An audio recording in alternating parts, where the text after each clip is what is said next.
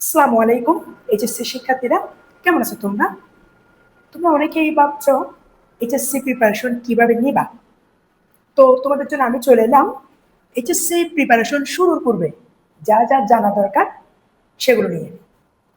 তো এইচএসসি হলো একটা ট্রেন জার্নির মতো। এই যে ট্রেন জার্নিতে সঠিক স্টেশনে তোমাকে পৌঁছাতে হবে, স্টেশনে গিয়ে সঠিক ট্রেনটাতেই তোমাকে উঠতে হবে, তাহলেই তো তুমি সঠিক গন্তব্যে পৌঁছাতে পারবে।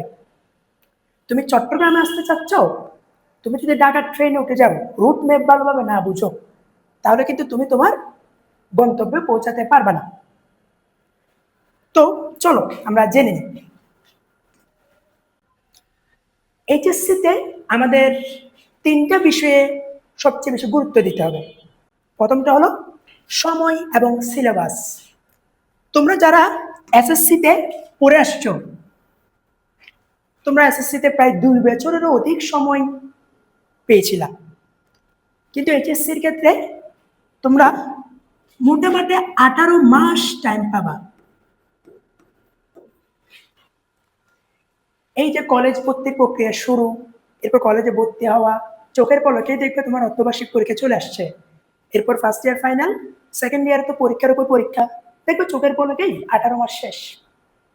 সো সময় কিন্তু অনেক কম, সে অনুযায়ী সিলেবাসটা কিন্তু আকাশচুম্বী।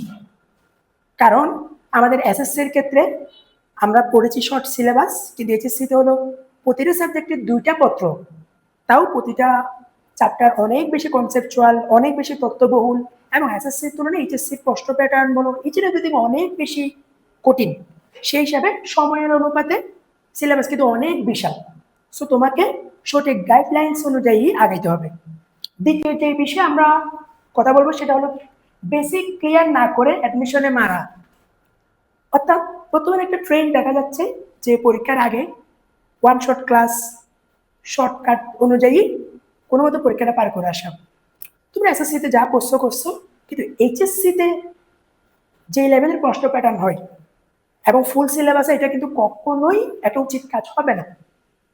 একজন ভালো এবং পার্সিভারেন্স স্টুডেন্টের বৈশিষ্ট্য হলো সে তার সব বেসিক ক্লিয়ার করবে, কারণ দিন শেষে এইচএসসি পরে তাকে অ্যাডমিশন ফেজে যেতেই হবে। আর অ্যাডমিশনে যারা শর্টকাট ওয়ে অনুযায়ী চলে তারা কিন্তু মারা খায়, এবং যারা বেসিককে ক্রিস্টাল ক্লিয়ার করে অ্যাডমিশনে বসে তারাই ভালো করতে পারে।